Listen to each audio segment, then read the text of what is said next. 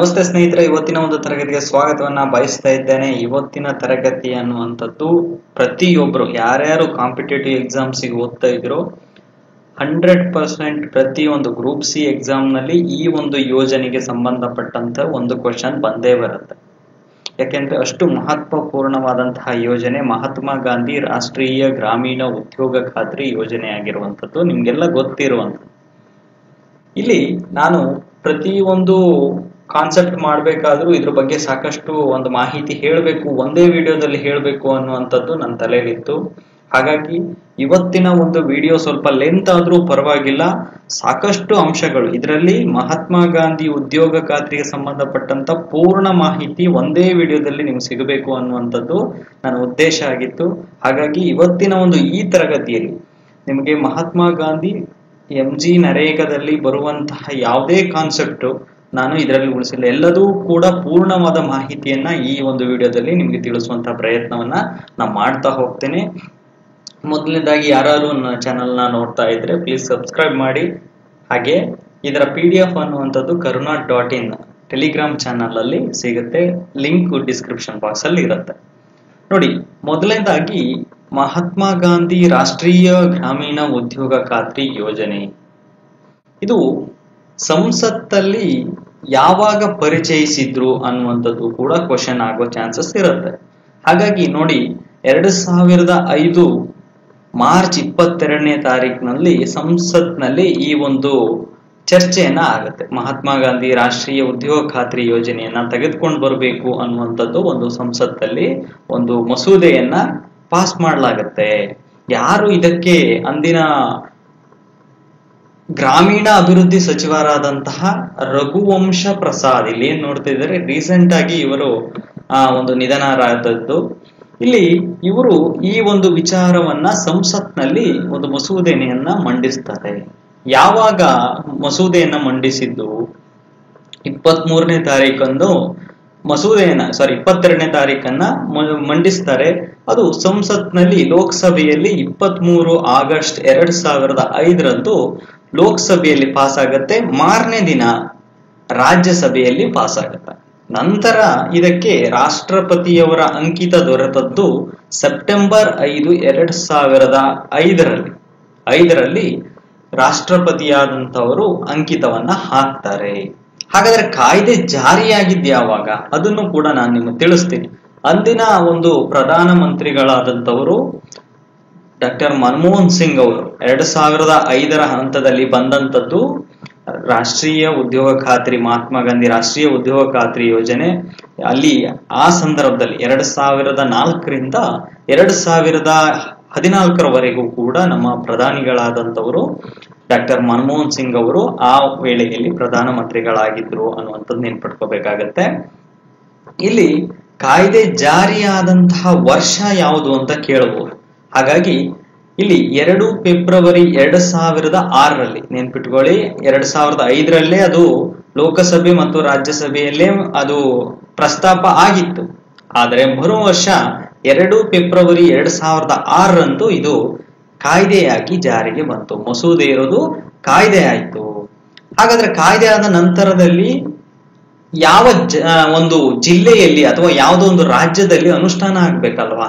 ಆ ಅನುಷ್ಠಾನ ಯಾವಾಗ ಆಯ್ತು ನೋಡಿ, ಏಪ್ರಿಲ್ 1, 2008ರಲ್ಲಿ ಒಂದು ಯೋಜನೆಗೆ ಚಾಲನೆಯನ್ನ ನೀಡಲಾಯಿತು. ಎಲ್ಲಿ? ಆಂಧ್ರ ಪ್ರದೇಶದ ಒಂದು ರಾಜ್ಯದ ಅನಂತಪುರ ಅನ್ನುವಂತಹ ಒಂದು ಜಿಲ್ಲೆಯಲ್ಲಿ ಈ ಕಾಯ್ದೆಯನ್ನ ಈ ಒಂದು ಸ್ಕೀಮ್ ಅನ್ನ ಜಾರಿ ಮಾಡಲಾಯಿತು ಅನ್ನುವಂಥದ್ದು. ನಂತರ ಈ ಒಂದು ಸ್ಕೀಮ್, ಉದ್ಯೋಗ ಖಾತ್ರಿ ಸ್ಕೀಮ್ ಅನ್ನುವಂಥದ್ದು ಯಾರ ಸಚಿವಾಲಯ ಅಡಿಯಲ್ಲಿ ಬರುತ್ತೆ? ಕೇಂದ್ರ ಗ್ರಾಮೀಣ ಅಭಿವೃದ್ಧಿ ಸಚಿವಾಲಯದ ಅಡಿಯಲ್ಲಿ ಬರುವಂತದ್ದು ಈ ಮಹಾತ್ಮ ಗಾಂಧಿ ರಾಷ್ಟ್ರೀಯ ಉದ್ಯೋಗ ಖಾತ್ರಿ, ಗ್ರಾಮೀಣ ಉದ್ಯೋಗ ಖಾತ್ರಿ ಯೋಜನೆ ಅನ್ನುವಂಥದ್ದು. ನಂತರ ಇದರ ಮೊದಲ ಹೆಸರು ಏನಿತ್ತಿದು ಅದು ಕೂಡ ಇಂಪಾರ್ಟೆಂಟ್ ಆಗುತ್ತೆ. ಯಾವ ಮೊದಲ ಹೆಸರಿಂದ ಕರೀತಿದ್ರು ಇದನ್ನ? ರಾಷ್ಟ್ರೀಯ ಗ್ರಾಮೀಣ ಉದ್ಯೋಗ ಖಾತ್ರಿ ಯೋಜನೆ, national rural employment guarantee scheme ಅನ್ನುವಂತ ಹೆಸರಿಂದ ಕರೀತಾ ಇದ್ರು. 2009ರ ನಂತರದಲ್ಲಿ ಮಹಾತ್ಮ ಗಾಂಧಿ ರಾಷ್ಟ್ರೀಯ ಗ್ರಾಮೀಣ ಉದ್ಯೋಗ ಖಾತ್ರಿ ಅಂತ ಹೇಳಿ ಇದನ್ನ ಮರುನಾಮಕರಣವನ್ನ ಮಾಡಿದ್ರು. ಸರಿ, ಇದೆಲ್ಲ ಹಿನ್ನೆಲೆ ಆಯ್ತು. ಹಾಗಾದ್ರೆ ಈ ಯೋಜನೆಯ ಒಂದು ವಿವರವನ್ನ ತಿಳ್ಕೊಳ್ತಾ ಹೋಗೋಣ. ನೋಡಿ, MG ನರೇಗಾ ಅನ್ನುವಂಥದ್ದು ಭಾರತ ಸರ್ಕಾರದ ಒಂದು ಮಹತ್ವಾಕಾಂಕ್ಷೆ ಯೋಜನೆಯಾಗಿರುವಂಥದ್ದು. ಅದರಲ್ಲೂ ಗ್ರಾಮೀಣ ಅಭಿವೃದ್ಧಿಗೆ ಸಂಬಂಧಪಟ್ಟಂತಹ ಕಾರ್ಯಕ್ರಮಗಳನ್ನ ಅನುಷ್ಠಾನ ಮಾಡುವಂತಹ ಒಂದು ಯೋಜನೆ ಇದಾಗಿರುತ್ತೆ. ಇದು ಬಹಳ ಮುಖ್ಯವಾಗಿ ಕೇಂದ್ರದ ಒಂದು ಪ್ರಾಯೋಜಿತ ಯೋಜನೆ. ಕೇಂದ್ರದ ಪ್ರಾಯೋಜಿತ ನೆನ್ಪಿಟ್ಕೊಳ್ಳಿ, ಕೇಂದ್ರ ಪ್ರಾಯೋಜಿತ ಆಗಿದೆ. ಆದ್ರೆ ಕೇಂದ್ರ ಮತ್ತು ರಾಜ್ಯ ಸರ್ಕಾರಗಳ ಸಹಭಾಗಿತ್ವದಲ್ಲಿ ನಡೆಯುವಂತಹ ಯೋಜನೆ. ಇದನ್ನ ನಾವು ನೆನ್ಪಿಟ್ಕೋಬೇಕಾಗತ್ತೆ. ಇನ್ನು ನಂತರದಲ್ಲಿ ಈ ಒಂದು ಯೋಜನೆಯ ಅಡಿಯಲ್ಲಿ ಇದಕ್ಕೆ ಕುಶಲ ಕೆಲಸಗಾರರೇ ಬೇಕು ಅಂತಿಲ್ಲ. ಅಕುಶಲ ಕೆಲಸಗಾರರು ಮತ್ತು ಅರೆ ಕುಶಲ ಕೆಲಸಗಾರರು ಇಬ್ಬರಿಗೂ ಕೂಡ ಇದಕ್ಕೇನು ಪರಿಣಿತಿ ಎನ್ನುವಂಥದ್ದು ಏನು ಅವಶ್ಯಕತೆ ಇರೋದಿಲ್ಲ. ಕೆಲಸ ಮಾಡುವ ಇಚ್ಛೆ ಇದ್ದವರಿಗೆ 100 ದಿನಗಳ ಒಂದು ಕೂಲಿ ಆಧಾರಿತ ಉದ್ಯೋಗವನ್ನ ಒದಗಿಸಿಕೊಡುವಂತಹ ಯೋಜನೆ ಇದಾಗಿರುವಂಥದ್ದು. ಇಲ್ಲಿ ಯಂತ್ರಗಳನ್ನ ಬಳಸುವಂತಿಲ್ಲ ಅಂತ ಹೇಳಿದ್ದಾರೆ. ಬಹಳ ಇತ್ತೀಚಿನ ದಿನಗಳಲ್ಲಿ ಯಂತ್ರವನ್ನ ಬಳಸದೆ ಯಾವುದೇ ಒಂದು ಕೆಲಸ ಆಗೋಕೆ ಸಾಧ್ಯ ಇಲ್ಲ. ಯಾಕೆಂದ್ರೆ ಒಂದು ಕೆರೆಯನ್ನ ಹೂಳೆತ್ತಿ ಆ ಮಣ್ಣನ್ನ ಹೊರಗಡೆ ಸಾಗಿಸ್ಬೇಕಾಗಿರುತ್ತೆ, ಹಳ್ಳಿಯಿಂದ ಹೊರಗಡೆ ಸಾಗಿಸ್ಬೇಕಾಗಿರುತ್ತೆ. ಅಷ್ಟು ದೂರ ಜನರಿಂದ ಸಾಗಿಸಲು ಅಸಾಧ್ಯವಾಗಿದ್ದರಿಂದ ಟ್ರ್ಯಾಕ್ಟರ್ಗಳನ್ನ JCBಗಳನ್ನ ಬಳಸಬೇಕಾಗತ್ತೆ. ಆದ್ರೆ ಕಾಯ್ದೆಯಲ್ಲೇ ಏನ್ ಹೇಳಿದೆ ಅಂದ್ರೆ ಯಂತ್ರಗಳನ್ನ ನೀವು ಬಳಸಬೇಡಿ, ಆದ್ರೆ ಯಂತ್ರಗಳನ್ನ ಬಳಸುವಂತದ್ದು ಅನಿವಾರ್ಯತೆ ಉಂಟಾದ್ರೆ ಜಿಲ್ಲಾ ಪಂಚಾಯಿತಿಯ CO ಇಂದ ನೀವು ಪರ್ಮಿಷನ್ ಅನ್ನ ತೆಗೆದುಕೊಳ್ಬೇಕಾಗತ್ತೆ, ಅನುಮತಿಯನ್ನ ಪಡ್ಕೊಳ್ಬೇಕು ಅನ್ನುವಂಥದ್ದು ಕಾಯ್ದೆಯಲ್ಲಿ ತಿಳಿಸಿರುವಂಥದ್ದು.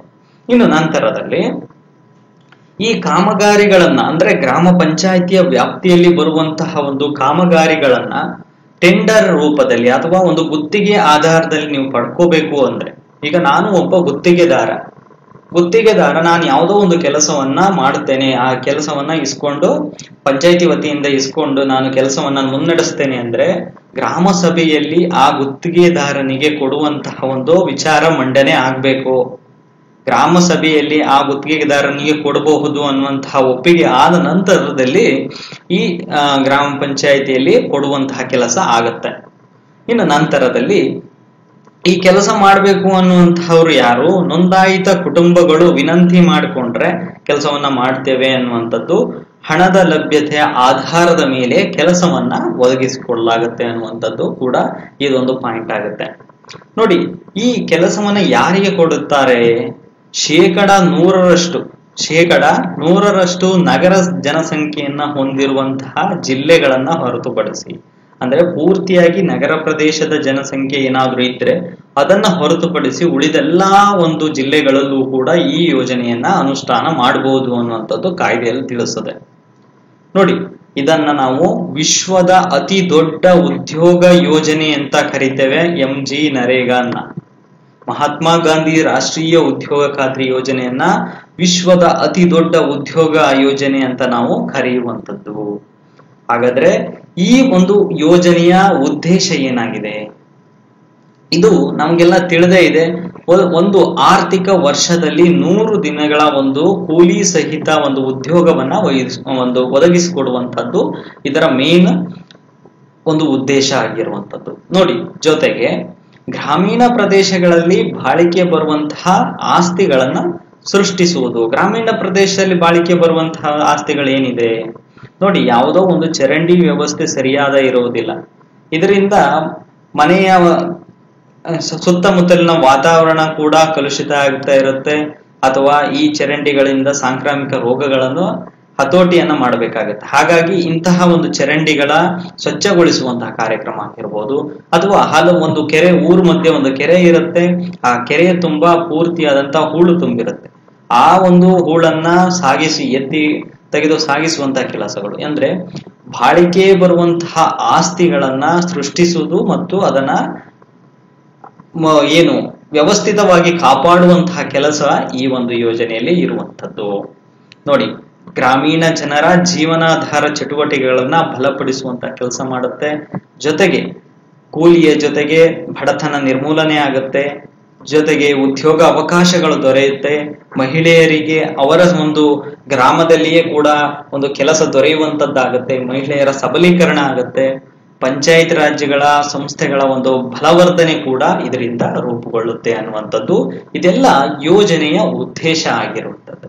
ಇನ್ನು ನಂತರದಲ್ಲಿ ನಾನು ಈ ಉದ್ಯೋಗ ಖಾತ್ರಿ ಯೋಜನೆಯಲ್ಲಿ ಫಲಾನುಭವಿ ಆಗ್ಬೇಕು ಅಂದ್ರೆ ಏನು, ಅಂದ್ರೆ ಒಂದು ಜಾಬ್ ಕಾರ್ಡ್ ಅನ್ನು ನಾವು ಪಡಿಬೇಕು ಅಂದ್ರೆ ನಾನು ಏನ್ ಮಾಡ್ಬೇಕು, ಏನಾಗಿರ್ಬೇಕು, ನಾನು ಮೊದಲು ಭಾರತೀಯ ಒಂದು ಪ್ರಜೆ ಆಗಿರ್ಬೇಕು, ಸಿಟಿಜನ್ ಆಫ್ ಇಂಡಿಯಾದ ಸಿಟಿಜನ್ ಆಗಿರ್ಬೇಕು.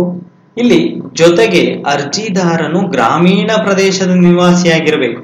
ನಾನು ಅರ್ಬನ್ ಏರಿಯಾದ ಒಬ್ಬ ವ್ಯಕ್ತಿಯಾಗಿದ್ದು, ನಾನು ನಿವಾಸಿಯಾಗಿದ್ದು ಗ್ರಾಮೀಣ ಭಾಗದಲ್ಲಿ ಬಂದು ಕೆಲಸ ಮಾಡ್ತೀನಿ ಅನ್ನುವಂಥದ್ದು ಇರೋದಿಲ್ಲ. ಈ ಒಂದು ಪ್ರದೇಶಕ್ಕೆ ಗ್ರಾಮೀಣ ಪ್ರದೇಶದ ನಿವಾಸಿಯಾಗಿದ್ರೆ ಮಾತ್ರ ಇದಕ್ಕೆ ಅರ್ಜಿಯನ್ನು ಹಾಕಬಹುದು.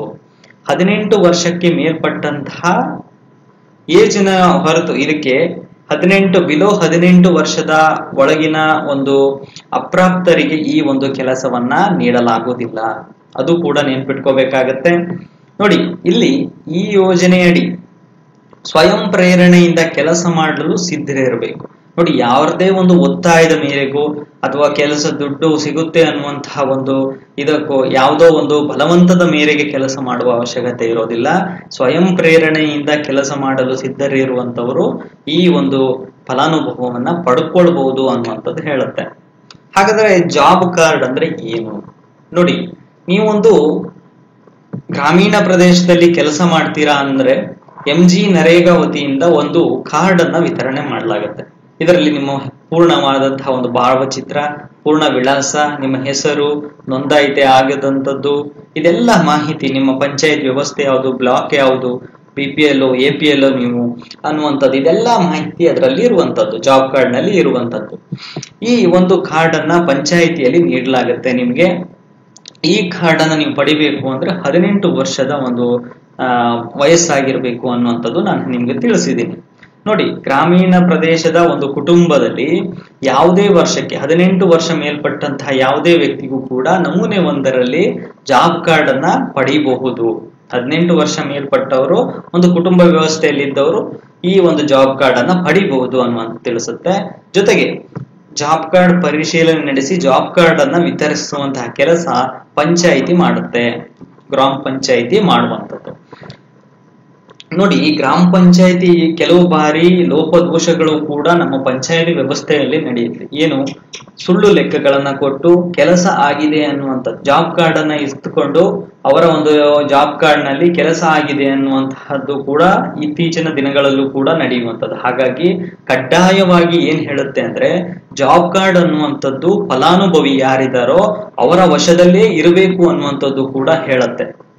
ನೋಡಿ, ಇತರ ಯಾವುದೇ ವ್ಯಕ್ತಿಗಳಿಗೆ, PDOಗಳಿಗಾಗ್ಲಿ, ಗ್ರಾಮ ಪಂಚಾಯಿತಿಯ ಸಿಬ್ಬಂದಿ ವರ್ಗದವರಿಗಾಗ್ಲಿ ಅವರ ಒಂದು ವಶದಲ್ಲಿ ಇಟ್ಟುಕೊಳ್ಳುವುದು ಕೂಡ ಇದು ಕಾಯ್ದೆ ಮೂಲಕವಾಗಿ ಉಲ್ಲಂಘನೆ ಆಗುತ್ತೆ ಅನ್ನುವಂಥದ್ದು. ಆ ಮೂಲಕವಾಗಿ ಉಲ್ಲಂಘನೆ ಏನಾದ್ರೂ ಆದ್ರೆ ಅವರಿಗೆ ಸೆಕ್ಷನ್ 25 ಅಡಿಯಲ್ಲಿ ಜಾಬ್ ಕಾರ್ಡ್ ಅನ್ನ ನೀವು ಏನಾದ್ರೂ ಇಟ್ಕೊಂಡಿದ್ರೆ, ಅವರು ನಿಮ್ಮ ಬಳಿ ಇರುವಂತಹ ಜಾಬ್ ಕಾರ್ಡ್ ಅನ್ನ ಅವ್ರು ಇಟ್ಕೊಂಡಿದ್ರೆ ಸೆಕ್ಷನ್ 25 ಮೂಲಕವಾಗಿ ದಂಡನೆಯನ್ನ ವಿಧಿಸಬಹುದಾದಂಥದ್ದು ಈ ಒಂದು ಕಾಯ್ದೆಯಲ್ಲಿ ತಿಳಿಸಿರುವಂತದ್ದು.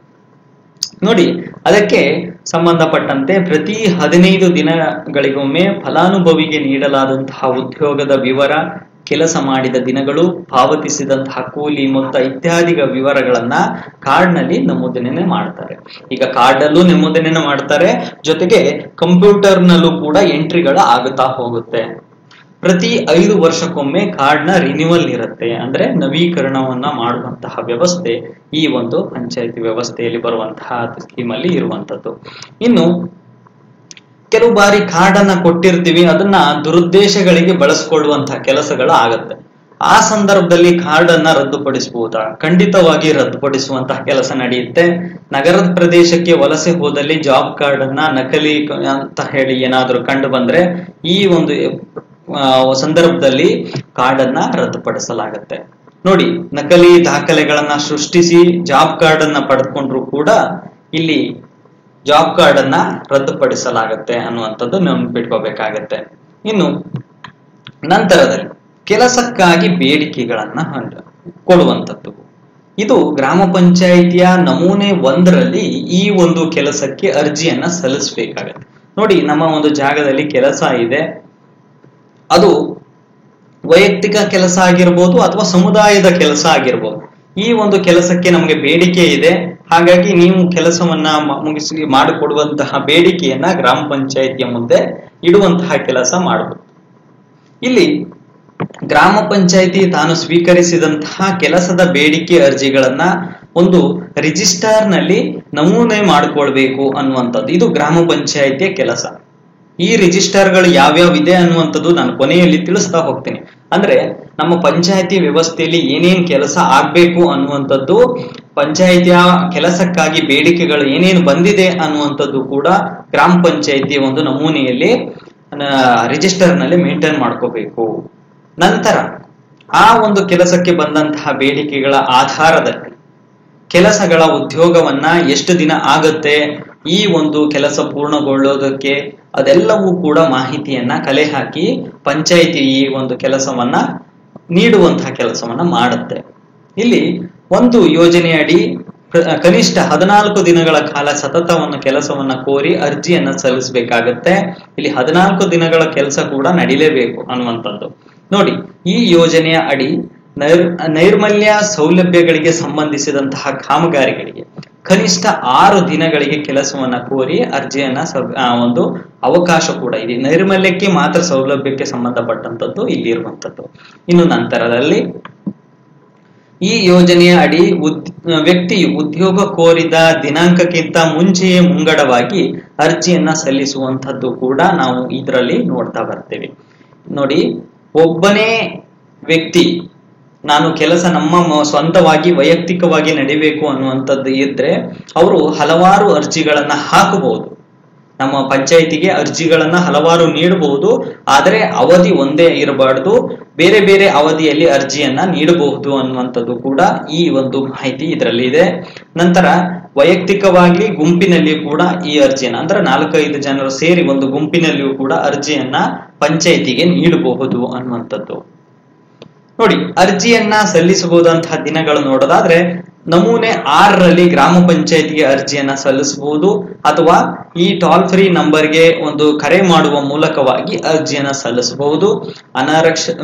ಅನಕ್ಷರಸ್ಥ ವ್ಯಕ್ತಿಗಳೇನಾದ್ರೂ ಇದ್ರೆ ಅವರು ಮೌಖಿಕವಾಗಿ ಕೆಲಸದ ಬೇಡಿಕೆಗಳನ್ನ ಪಂಚಾಯಿತಿಯಲ್ಲಿ ಏನಾದ್ರೂ ಹೇಳಿದ್ರೆ, ಅಂದ್ರೆ ಈಗ ಅನಕ್ಷರಸ್ಥರು ಇರ್ತಾರೆ ಕೆಲವರು, ಅವರಿಗೆ ಬರವಣಿಗೆ ಮೂಲಕವಾಗಿ ಬರೋದಿಲ್ಲ, ಹಾಗಾಗಿ ಅಂತವರು ಏನ್ ಮಾಡುದು, ಗ್ರಾಮ ಪಂಚಾಯಿತಿಗೆ ಹೋಗಿ ಅವರ ಬೇಡಿಕೆಯನ್ನ ಲಿಖಿತ ಮೂಲಕವಾಗಿ ಅವರಿಗೆ ಮೌಖಿಕವಾಗಿ ಇವರು ಹೇಳಿದ್ರೆ ಅದನ್ನ ಲಿಖಿತವಾಗಿ ಅವರು ಪಂಚಾಯಿತಿಯಲ್ಲಿ ದಾಖಲೆ ಮಾಡ್ಕೊಳ್ತಾರೆ ಅನ್ನುವಂಥದ್ದು. ಅಥವಾ ಕೂಲಿಕಾರರು ಏನಿದ್ದಾರೆ ಅವರು ಒಂದು ಬಿಳಿ ಹಾಳೆಯಲ್ಲಿ ಕೆಲಸಕ್ಕೆ ಅರ್ಜಿಯನ್ನ ಪಂಚಾಯಿತಿಗೆ ನೀಡಬಹುದು. ಹಾಗಾದ್ರೆ ಈ ಕೆಲಸದ ಹಂಚಿಕೆ ಯಾವ ರೀತಿ ಆಗುತ್ತೆ, ಅಲ್ಲಿ ಪಂಚಾಯಿತಿಯಲ್ಲಿ ಹಂಚಿಕೆ ಯಾವ ರೀತಿಯಾಗಿ ಮಾಡ್ತಾರೆ ನೋಡಿ. ಅರ್ಜಿ ಸ್ವೀಕೃತಿಯಾದಂತಹ 15 ದಿನಗಳ ಒಳಗಾಗಿ ಅಥವಾ ಮುಂಗಡವಾಗಿ ಅರ್ಜಿಯನ್ನು ಸಲ್ಲಿಸಿ ಒಂದು ಉದ್ಯೋಗ ಕೋರಿದ ದಿನಾಂಕದಿಂದ ಇವುಗಳಲ್ಲಿ ಯಾವುದು ನಂತರವೋ ಒಂದು ಉದ್ಯೋಗವನ್ನ ಒದಗಿಸಬೇಕು ಅನ್ನುವಂಥದ್ದು ಆಗತ್ತೆ. ಆ 15 ದಿನಗಳ ಒಳಗೆ ಅರ್ಜಿದಾರರಿಗೆ ಕೆಲಸ ಬೇಕೆಂದು ನೋಂದಾಯಿಸಿರುವಲ್ಲಿ ನೋಡಿ, ಈ ಒಂದು ಕೆಲಸಕ್ಕೆ ನೋಂದಾಯಿಸಿದ 15 ದಿನಗಳಲ್ಲಿ ಒಂದು ಕೆಲಸವನ್ನ ಒದಗಿಸುವಂತ ಕೆಲಸ ಪಂಚಾಯಿತಿ ವ್ಯವಸ್ಥೆ ಮಾಡುತ್ತೆ. ಆದ್ರೆ ಇಲ್ಲೊಂದಿದೆ, 1/3 ಭಾಗದ ಫಲಾನುಭವಿಗಳು ಇದರಲ್ಲಿ ಮಹಿಳೆಯರಾಗಿರ್ಬೇಕು. ಯಾವುದಕ್ಕೆ, ಕೆಲಸಗಾರರಲ್ಲಿ ಅರ್ಜಿ ಸಲ್ಲಿಸಿದ ನಂತರದಲ್ಲಿ ಕೆಲಸಗಾರರಿಗೆ ನಾನು ಮಾತಾಡ್ತಾ ಇರುವಂತದ್ದು. ಯೋಜನೆಯಡಿ ಕೆಲಸ ನೀಡುವಾಗ ಮಹಿಳೆಯರಿಗೆ ಪ್ರಾಧಾನ್ಯತೆ ಕೊಡಬೇಕು ಅನ್ನುವಂಥದ್ದು. ಅಂದ್ರೆ ಮಹಿಳೆಯರ ಸಬಲೀಕರಣವೂ ಕೂಡ ಈ ಒಂದು ಕೆಲಸದಲ್ಲಿ ಆಗ್ಬೇಕು ಅನ್ನುವಂಥದ್ದು ಕೂಡ ಸರ್ಕಾರದ ಒಂದು ಉದ್ದೇಶ ಆಗಿರುತ್ತೆ. ನೋಡಿ, ಅದರಲ್ಲೂ ಕೂಡ ಒಂಟಿ ಹೆಣ್ಣು ಮಕ್ಕಳು ಅಂದ್ರೆ ಕೆಲವರು ವಿಧವೆಯರು ಬರ್ತಾರೆ, ಇಂಥವರಿಗೆ, ಆಮೇಲೆ ವಿಕಲಚೇತನ ಇರುತ್ತಾರೆ, ಅವ್ರಿಗೂ ಕೂಡ ಈ ಕಾರ್ಯಕ್ರಮದಲ್ಲಿ ಭಾಗವಹಿಸುವಂತಹ ಕೆಲಸಗಳು ನಡಿಬೇಕು, ಪ್ರಯತ್ನಗಳು ಕೂಡ ಮಾಡಬೇಕು. ಯಾಕೆಂದ್ರೆ ಇವರು ಮುಖ್ಯವಾಹಿನಿಗೆ ಬರುವಂತಹ ಕೆಲಸ ಕೂಡ ಈ ಒಂದು ಯೋಜನೆಯೇ ಹಮ್ಮಿಕೊಂಡಿರುವಂತದ್ದು. ನಂತರದಲ್ಲಿ ನೋಡಿ, ಈ ಕೆಲಸವನ್ನ ಕೂಡ ಈ ಒಂದು ಮಹಿಳೆಯರಿಗೆಲ್ಲ ನಾವು ಕೆಲಸ ಕೊಡ್ತೇವೆ, ಆದ್ರೆ ಗ್ರಾಮದಿಂದ 5 ಕಿಲೋಮೀಟರ್ ಒಂದು ಪರಿಧಿಯೊಳಗೆ ಈ ಒಂದು ಕೆಲಸವನ್ನ ಪಂಚಾಯಿತಿ ವ್ಯವಸ್ಥೆ ಮಾಡ್ಕೊಡ್ಬೇಕು. 10 ಕಿಲೋಮೀಟರ್ ಹಾಗೆ ಕೊಟ್ರೆ ಅವರಿಗೆ ಒಂದು ಪ್ರಯಾಣ ಭತ್ಯೆಯನ್ನ ನೀಡಬೇಕಾಗತ್ತೆ. 10 ಕಿಲೋಮೀಟರ್ ನಾನು ಕೊಡ್ತೇನೆ ಕೆಲಸ ಅಂದ್ರೆ ಅವರಿಗೆ ಪ್ರಯಾಣ ಭತ್ಯೆಯನ್ನ ನೀಡಬೇಕಾಗತ್ತೆ.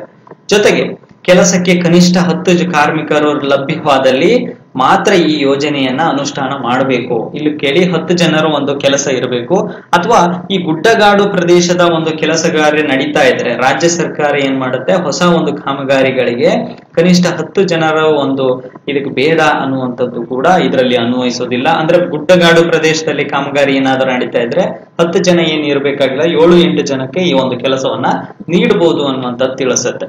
ಇನ್ನು ನಂತರದಲ್ಲಿ ಬಹಳ ಇಂಪಾರ್ಟೆಂಟ್ ಆಗಿರುವಂತದ್ದು ಕೂಲಿ ದರ. ಯಾವ ರೀತಿಯಾಗಿ ಕೂಲಿ ದರವನ್ನ ಹಂಚಿಕೆ ಮಾಡ್ತಾರೆ ನೋಡಿ. ಕೇಂದ್ರ ಪಂಚಾಯತ್ ರಾಜ್ ಸಚಿವಾಲಯ ಏನಿದೆ ಅದು ಆಯಾ ರಾಜ್ಯಗಳ ಒಂದು ಕೂಲಿಗಳನ್ನ ಆಧರಿಸಿ ಕೇಂದ್ರ ಒಂದು ನಿಗದಿ ಮಾಡುತ್ತೆ, ರಾಜ್ಯಗಳು ಅದಕ್ಕೆ ಹೆಚ್ಚಿಗೆಯಾಗಿ ನೀಡಬಹುದು ಅಥವಾ ಒಂದು ದರವನ್ನ ಫಿಕ್ಸ್ ಮಾಡಬಹುದು, ಕೂಲಿ ದರವನ್ನ ಫಿಕ್ಸ್ ಮಾಡುತ್ತೆ.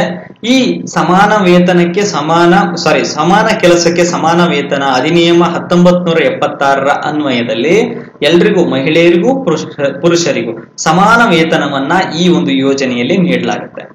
ಕೂಲಿ ಪಾವತಿ ಅಧಿನಿಯಮ 1936ರ ಯೋಜನೆಯಡಿ ಮಹಾತ್ಮ ಗಾಂಧಿ ಒಂದು ಈ ಯೋಜನೆಯಡಿ ಕೆಲಸ ನಿರ್ವಹಿಸಿದಂತಹ 15 ದಿನದ ಒಳಗೆ ನಿಮ್ಮ ಖಾತೆಗೆ ಹಣವನ್ನ ಬರಲಾಗುತ್ತೆ. ನೋಡಿ, ಕೂಲಿ ದರ ಅನ್ನುವಂಥದ್ದು, ಕೂಲಿ ನೀವು 15 ದಿನ ಕೆಲಸ ಮಾಡಿದಿರೋ 15 ದಿನಕ್ಕೆ ನಿಮ್ಗೆ ತಿಂಗಳಿಗೆ 2 ಬಾರಿ ನಿಮ್ಗೆ ಸಂಬಳ ಆಗುತ್ತೆ. ನಂತರದಲ್ಲಿ ಹೆಚ್ಚುವರಿಯಾಗಿ ಒಂದು ನೀವೇನಾದ್ರೂ ಹೊರಗಡೆ ಹೋಗಿ ಕೆಲಸ ಮಾಡಿದ್ರೆ 10 ಕಿಲೋಮೀಟರ್ಗೆ ಹೋಗಿ ಅಥವಾ 3 ಕಿಲೋಮೀಟರ್ಗಿಂತ ಹೆಚ್ಚಿಗೆವಾದಂತಹ ಒಂದು ಕೆಲಸಕ್ಕೆ ಹೋಗಿದ್ರೆ ನೀವು ಅಲ್ಲಿ ಪ್ರಯಾಣ ಭತ್ಯೆಯನ್ನ ಕೊಡಬೇಕಾಗತ್ತೆ, ಮತ್ತು ವಾಸದ ವೆಚ್ಚಗಾಗಿ ಕೂಡ ಈ ಒಂದು ಪ್ರಯಾಣ ಭತ್ಯೆ ಅತ್ಯವಶ್ಯಕ ಆಗಿರುವಂತದ್ದು. ಈ 310 ರೂಪಾಯಿ ನಿಮ್ಮ ಕೂಲಿ ದರವಾಗಿದ್ರೆ ಇದರ 10% ಪ್ರಯಾಣ ಭತ್ಯೆಯನ್ನ ನೀವು ಸೇರಿಸಿಕೊಡ್ಬೇಕಾಗತ್ತೆ, ಹೆಚ್ಚಿಗೆ 1 ಕಿಲೋಮೀಟರ್ ನೀವು ಕೆಲಸವನ್ನ ಮಾಡಿದ್ರೆ, ದೂರ ಹೋಗಿ ಮಾಡಿದ್ರೆ ಅನ್ನುವಂಥದ್ದು. ವಾರದಲ್ಲಿ 6 ದಿನಗಳಿಗೆ ಮೀರದಂತೆ ಸತತವಾಗಿ ಕನಿಷ್ಠ 14 ದಿನಗಳ ಕೆಲಸ ಉದ್ಯೋಗಾವಕಾಶವನ್ನ ನೀಡಬೇಕು ಅನ್ನುವಂಥದ್ದು ಕೂಡ ಈ ಒಂದು ಕಾಯ್ದೆಯಲ್ಲಿ ಇರುವಂತದ್ದು. ಬಹಳ ಇಂಪಾರ್ಟೆಂಟ್ ಆದಂತ ಕಾನ್ಸೆಪ್ಟ್ ಇಲ್ಲಿ ಬರುತ್ತೆ ನೋಡಿ ಸ್ನೇಹಿತರೆ. ಇಲ್ಲಿ MG ನರೇಗಾ ಯೋಜನೆಯಡಿಯಲ್ಲಿ ಕೂಲಿ ಹಣವನ್ನ ನೇರವಾಗಿ ಒಂದು DBT ಮೂಲಕವಾಗಿ, ಈಗಂತೂ DBT ಇದೆ, ಡೈರೆಕ್ಟ್ ಬೆನಿಫಿಟ್ ಟ್ರಾನ್ಸ್ಫರ್ ನ ಮೂಲಕವಾಗಿ ಬ್ಯಾಂಕ್ ಖಾತೆಗೆ ಜಮೆ ಮಾಡಲಾಗುತ್ತೆ. 15 ದಿನಗಳ ಒಳಗೆ ಕೂಲಿಯನ್ನ ಪಾವತಿಸದೇ ಇದ್ದಲ್ಲಿ ಕೂಲಿ ಪಾವತಿ ಅಧಿನಿಯಮ 1936ರ ಕೂಲಿ ವಿಳಂಬ ಪರಿಹಾರವನ್ನ ಪಡೆಯುವಂತಹ ಹಕ್ಕು ಕೂಡ ನಿಮ್ಗೆ ನೀಡಲಾಗುತ್ತೆ. ಅಂದ್ರೆ ನೀವು ಸರಿಯಾದ ವೇತನವನ್ನ ಕೊಟ್ಟು ಸರಿಯಾದ ವಿಳಂಬ ಸಮಯದಲ್ಲೇ ಕೊಡದೇ ಇದ್ರೆ, ವಿಳಂಬ ಮಾಡಿದ್ರು ಕೂಡ ನೀವು ಪರಿಹಾರವನ್ನ ಪಡೆಯುವಂತಹ ಹಕ್ಕು ಕೂಡ ಈ ಒಂದು ಯೋಜನೆಯಲ್ಲಿ ಇರುವಂತದ್ದು. ಹಾಗಾದ್ರೆ ನಮ್ಮ ಕರ್ನಾಟಕದಲ್ಲಿ ಕೂಲಿ ದರ ಎಷ್ಟಿದೆ? MG ನರೇಗಾ ಯೋಜನೆಯಡಿಯಲ್ಲಿ ನಮ್ಮ ಕೂಲಿ ದರ ನೋಡೋದಾದ್ರೆ 316 ರೂಪಾಯಿಗಳು ಇರುವಂತದ್ದನ್ನ ನಾವು ನೋಡ್ತೇವೆ. ಇದು 2024ರ ಒಂದು ಡೇಟಾದ ಪ್ರಕಾರ. ಹಾಗಾದ್ರೆ ಅತಿ ಹೆಚ್ಚು ಕೂಲಿ ದರವನ್ನ ನೀಡುತ್ತಿರುವಂತಹ ರಾಜ್ಯ ಯಾವುದು? ಹರಿಯಾಣ ರಾಜ್ಯ 357 ರೂಪಾಯಿ ಒಂದು ಕೂಲಿ ದರವನ್ನ ನೀಡ್ತಾ ಇರುವಂತದ್ದು. ಹಾಗಾದ್ರೆ ಅತಿ ಕಡಿಮೆಯಾದಂತಹ ನೀಡುತ್ತಾ ಇರುವಂತದ್ದು ಯಾವುದು? ಮಧ್ಯಪ್ರದೇಶ ಮತ್ತು ಛತ್ತೀಸ್ಗಢ. ಇವು 221 ರೂಪಾಯಿಗಳನ್ನ ಕೂಲಿ ದರವನ್ನ ನೀಡ್ತಾ ಇರುವಂತದ್ದು. ಆ ರಾಜ್ಯಕ್ಕೆ ಮೇಲೆ ಡಿಪೆಂಡ್ ಇರುತ್ತೆ, ಆ ರಾಜ್ಯದ ಆರ್ಥಿಕ ಪರಿಸ್ಥಿತಿಯ ಮೇಲೆ ಡಿಪೆಂಡ್ ಇರುತ್ತೆ ಅನ್ನೋದು ತಪ್ಪಾಗಲಾರದು. ಇಲ್ಲಿ ನಿರುದ್ಯೋಗ ಭತ್ಯೆಯನ್ನ 15 ದಿನಗಳ ಒಂದು ಕೆಲಸಕ್ಕೆ ಕೋರಿದ ಹಂತದಲ್ಲಿ ಅರ್ಜಿದಾರ ಸಲ್ಲಿಸಿದಂತದ್ದು 15 ದಿನಗಳ ನಂತರವೂ ಕೂಡ ಉದ್ಯೋಗಾವಕಾಶ ಗ್ರಾಮ ಪಂಚಾಯಿತಿ ನೀಡದೇ ಇದ್ರೆ ಒಂದು ನಿರುದ್ಯೋಗ ಭತ್ಯೆಯನ್ನ ಪಂಚಾಯಿತಿ ವ್ಯವಸ್ಥೆಯಲ್ಲಿ ನೀಡಬೇಕಾಗತ್ತೆ. ಪ್ರಕರಣ 7ರಲ್ಲಿ ಗ್ರಾಮೀಣ ಉದ್ಯೋಗ ಖಾತ್ರಿ 7ನೇ ಪ್ರಕರಣದ ಅಡಿಯಲ್ಲಿ ನೋಡಿ, 15 ದಿನಗಳ ಒಳಗೆ ಗ್ರಾಮ ಪಂಚಾಯಿತಿ ಅರ್ಜಿದಾರನ ಕೆಲಸವನ್ನ ತಪ್ಪಿದ್ದಲ್ಲಿ ಅರ್ಜಿದಾರರಿಗೆ ನಿರುದ್ಯೋಗ ಭತ್ಯೆಯನ್ನ ಕೊಡುವಂತಹ ಕೆಲಸ ಆಗುತ್ತೆ. ಗ್ರಾಮ ಪಂಚಾಯಿತಿ ಅಧಿನಿಯಮ 4ನೇ ಪ್ರಕರಣದಲ್ಲಿ ನಾವು ನೋಡೋದಾದ್ರೆ ಏನ್ ಹೇಳುತ್ತೆ? ಗ್ರಾಮ ಪಂಚಾಯಿತಿಯ ಸ್ಥಾಪನೆಯಾದಂತಹ ಒಂದು ಪ್ರಕರಣ ನಾವು ನೋಡ್ತೇವೆ. ಇಲ್ಲಿ ಭತ್ಯೆಯನ್ನ ಮಂಜೂರು ಮಾಡುವಂತಹ ಸಕ್ಷಮ ಪ್ರಾಧಿಕಾರ ಈ ಒಂದು ಗ್ರಾಮ ಪಂಚಾಯಿತಿ ವ್ಯವಸ್ಥೆಯಲ್ಲಿ ಇರುವಂತದ್ದನ್ನ ನಾವು ನೋಡ್ತೇವೆ. ಇಲ್ಲಿ 15 ದಿನಗಳ ಮೇಲ್ಪಟ್ಟು ಕೂಡ ಕೆಲಸ ನೀಡದಿದ್ರೆ ಭತ್ಯೆಯನ್ನು ನೀಡಬೇಕು. 15 ದಿನಗಳ ಒಳಗಾಗಿ ನಿರುದ್ಯೋಗ ಭತ್ಯೆಯನ್ನು ಪಾವತಿಸದೇ ಇದ್ದಲ್ಲಿ ವಿಳಂಬವಾದ್ರೆ ಪರಿಹಾರವನ್ನ ಪಡೆಯುವಂತಹ ಹಕ್ಕು ಕೂಡ ಫಲಾನುಭವಿಗೆ ಇರುವಂತದ್ದು. ನಿರುದ್ಯೋಗ ಭತ್ಯೆಯು ಆರ್ಥಿಕ ವರ್ಷದ ಮೊದಲ 30 ದಿನಗಳಿಗೆ ಕೂಲಿ ಮೊತ್ತದ 25ರಷ್ಟು ಭಾಗವನ್ನ, ಆರ್ಥಿಕ ವರ್ಷದ ಉಳಿದ ದಿನಗಳಿಗೆ ಮೊತ್ತದ 50ಕ್ಕೂ ಕಡಿಮೆ ಇಲ್ಲುವಂತೆ ನೀಡಬೇಕಾಗತ್ತೆ ಅನ್ನುವಂಥದ್ದು ನಾವು ನೆನ್ಪಿಟ್ಕೋಬೇಕಾಗತ್ತೆ. ಬಹಳ ಇಂಪಾರ್ಟೆಂಟ್ ಇದೊಂದು ಪಾಯಿಂಟ್ ಅನ್ನ ನೀವು ನೆನ್ಪಿಟ್ಕೋಬೇಕಾಗತ್ತೆ. ನಿರುದ್ಯೋಗ ಭತ್ಯೆಯನ್ನ ಯಾವುದರಿಂದ ಭರಿಸಲಾಗತ್ತೆ? Mahatma Gandhi national rural employment guarantee scheme ನಲ್ಲಿ ನಿರುದ್ಯೋಗ ಭತ್ಯೆಯನ್ನ ಕರ್ನಾಟಕ ರಾಜ್ಯ ಉದ್ಯೋಗ ಖಾತ್ರಿ ನಿಧಿಯಿಂದ ಭರಿಸಲಾಗುತ್ತೆ. ಅದು ಕೂಡ ನಾವು ನೆನ್ಪಿಟ್ಕೋಬೇಕು. ಹಾಗೆ ನಿರುದ್ಯೋಗ ಭತ್ಯೆಯನ್ನ ಕ್ಲೈಮ್ ಮಾಡಲು ಕೂಡ ಕೆಲವೊಂದು ಷರತ್ತುಗಳಿದೆ. ನೀವು ಕ್ಲೈಮ್ ಸುಮ್ನೆ ಮಾಡ್ತೀನಿ, ನನಗೆ ಕೆಲಸ ಕೊಟ್ಟಿಲ್ಲ ಅನ್ನುವಂಥದ್ದು ಹೇಳೋ ಹಾಗಿಲ್ಲ. ವ್ಯಕ್ತಿಯು ಅಂದ್ರೆ ಕುಟುಂಬವು ಜಾಬ್ ಕಾರ್ಡ್ ಅನ್ನ ಹೊಂದಿರಬೇಕು. ಈ ರೀತಿಯಾಗಿ ಇದ್ರೆ ಮಾತ್ರ ನೀವು ನಿರುದ್ಯೋಗ ಭತ್ಯೆಗೆ ಕ್ಲೈಮ್ ಮಾಡಬಹುದು. ನೋಡಿ, ಇಲ್ಲಿ ಜಾಬ್ ಕಾರ್ಡ್ ನಿಮ್ಮ ಹತ್ರ ಇರಬೇಕು. ಆ ವ್ಯಕ್ತಿಯನ್ನು ವೈಯಕ್ತಿಕ ಸಂಖ್ಯೆ ಅಂತ ಗುರುತಿಸಬೇಕು. ಜಾಬ್ ಕಾರ್ಡ್ ನಂಬರ್ ಇರಬೇಕು. ಅಂತವರು ನಾವು ಈ ಒಂದು ಸಂದರ್ಭದಲ್ಲಿ ನಿರುದ್ಯೋಗ ಭತ್ಯೆಯನ್ನ ಕ್ಲೈಮ್ ಮಾಡಬಹುದು. ಹಾಗೆ ವ್ಯಕ್ತಿಯು ನಮೂನೆ 6ರಲ್ಲಿ ಅಥವಾ ಸರ್ಕಾರ ಅಧಿಕೃತಗೊಳಿಸಿದಂತಹ ಇತರ ಯಾವುದೇ ಒಂದು ವಿಧಾನದಲ್ಲಿ ಉದ್ಯೋಗಕ್ಕಾಗಿ ಗ್ರಾಮ ಪಂಚಾಯಿತಿಯ ಅರ್ಜಿಯನ್ನ ಸಲ್ಲಿಸಿರಬೇಕು ಅನ್ನುವಂಥದ್ದು ಕೂಡ ಇಂಪಾರ್ಟೆಂಟ್ ಆಗುತ್ತೆ. ನಂತರದಲ್ಲಿ ಉದ್ಯೋಗಕ್ಕಾಗಿ ಅರ್ಜಿ ಸಲ್ಲಿಸಿದ ಸಂದರ್ಭದಲ್ಲಿ ಗ್ರಾಮ ಪಂಚಾಯಿತಿಯು ನೀಡಿದ ದಿನಾಂಕದ ಸಹಿತವಾಗಿ ಸ್ವೀಕೃತಿಯನ್ನ ಹೊಂದಿರತಕ್ಕದ್ದು. ಒಂದು ಸ್ವೀಕೃತಿಯನ್ನ ನೀವು ಹೊಂದಿರಬೇಕು, ಆವಾಗ ನೀವು ಕ್ಲೈಮ್ ಮಾಡ್ಕೋಬಹುದು. ಹಾಗೆ ವ್ಯಕ್ತಿಯ ಕುಟುಂಬದ ಯಾವುದೇ ಒಬ್ಬ ಸದಸ್ಯರ ಕೆಲಸಕ್ಕೆ ಹಾಜರಾಗದೇ ಇರುವಂತದ್ದು. ಈ ಸಂದರ್ಭದಲ್ಲಿ ನೀವು ನಿರುದ್ಯೋಗ ಭತ್ಯೆಯನ್ನ ಕ್ಲೈಮ್ ಮಾಡೋಕ್ ಬರೋದಿಲ್ಲ. ನೀವು ಒಂದು ಉದ್ಯೋಗ ಕಾರ್ಡ್ ಅನ್ನ ಹೊಂದಿದ್ದು ಕೆಲಸಕ್ಕೆ ಸರಿಯಾದ ಸಮಯಕ್ಕೆ ನೀವು ಹಾಜರಾಗದೇ ಇದ್ರೆ ನೀವು ಕ್ಲೈಮ್ ಮಾಡೋಕ್ ಬರೋದಿಲ್ಲ. ಹಾಗೆ 100 ದಿನದ ವರ್ಷದ ಒಂದು ಆರ್ಥಿಕ ವರ್ಷದಲ್ಲಿ 100 ದಿನಗಳು ಒಂದು ಸಂದರ್ಭದಲ್ಲಿ ನೀವು 100 ದಿನವನ್ನ ಪೂರೈಸಿದ್ರೆ, 100 ದಿನ ಕೆಲಸ ಮಾಡಿ ಮತ್ತೆ ಉದ್ಯೋಗವನ್ನು ನೀಡಿಲ್ಲ, ನಿರುದ್ಯೋಗ ಭತ್ಯೆಯನ್ನ ಕೊಡಿ ಅಂದ್ರೆ ಅದಕ್ಕೂ ಕೂಡ ಕ್ಲೈಮ್ ಮಾಡುವಂತಹ ಅವಕಾಶ ನಿಮ್ಗೆ ಸಿಗೋದಿಲ್ಲ ಅನ್ನುವಂಥದ್ದು ನೆನ್ಪಿಟ್ಕೋಬೇಕಾಗತ್ತೆ. ಹಾಗೆ 100 ದಿನಗಳ ಒಂದು ಲಭ್ಯವಾಗುವಷ್ಟು ಕೂಲಿಯನ್ನ ಪಡೆದಿದ್ದು, ಇದೇ ಪಾಯಿಂಟ್ ಅನ್ನ ನಾನು ಈಗ ತಿಳಿಸಿದ್ದೇನೆ. ಹಾಗೆ ಕೆಲಸಕ್ಕೆ ಹಾಜರಾಗುವಂತಹ ಸೂಚಿಸಿದಂತಹ 15 ದಿನಗಳೊಳಗೆ ಹಾಜರಾಗದೇ ಇದ್ದಲ್ಲಿ, ನೋಡಿ ಕೆಲವು ಬಾರಿ ನಾವು ಪ್ರಯಾಣದ ನಿಮಿತ್ತವಾಗಿ ಒಂದು ಬೇರೆ ಹಳ್ಳಿಗೆ 15 ದಿನಕ್ಕಿಂತ ಮೇಲ್ಪಟ್ಟು ಹೋಗಿ ಮತ್ತೆ 16ನೇ ದಿನಕ್ಕೆ ನೀವು ಕೆಲಸಕ್ಕೆ ಬಂದು ಜಾಯ್ನ್ ಆದ್ರೆ ಏನ್ ತೊಂದರೆ ಇಲ್ಲ. ನೀವು 15 ದಿನಕ್ಕಿಂತ ಮೇಲ್ಪಟ್ಟು ಯಾವುದೇ ಒಂದು ಮಾಹಿತಿಯನ್ನ ನೀಡದೆ ಹೋದ್ರೆ ನೀವು ಇಂತಹ ಒಂದು ಕ್ಲೇಮ್ಗಳಿಗೆ ಅರ್ಹರಾಗೋದಿಲ್ಲ. ಹಾಗೆಯೇ ಅನುಷ್ಠಾನದ ಏಜೆನ್ಸಿಯನ್ನ ಅನುಮತಿ ಪಡೆದೆ ನೀವು ಕೆಲಸಕ್ಕೆ ಹಾಜರಾಗದಿದ್ರು ಕೂಡ ನೀವು ಕ್ಲೈಮ್ ಮಾಡೋದಕ್ಕೆ ಬರೋದಿಲ್ಲ. ಇದೆಲ್ಲ ನಿರುದ್ಯೋಗ ಭತ್ಯೆ ನೀವು ಕ್ಲೈಮ್ ಮಾಡ್ಕೋಬೇಕು ಅಂದ್ರೆ ಷರತ್ತುಗಳು ಇರುವಂತದ್ದು. ಹಾಗಾದ್ರೆ ಈ ಒಂದು ಮಹಾತ್ಮ ಗಾಂಧಿ ಗ್ರಾಮೀಣ ಉದ್ಯೋಗ ಖಾತ್ರಿಯಲ್ಲಿ ಯಾವ ರೀತಿಯಾದಂತಹ ಕೆಲಸಗಳು ನಡೆಯುತ್ತೆ ಪಂಚಾಯತ್ ವ್ಯವಸ್ಥೆಯಲ್ಲಿ?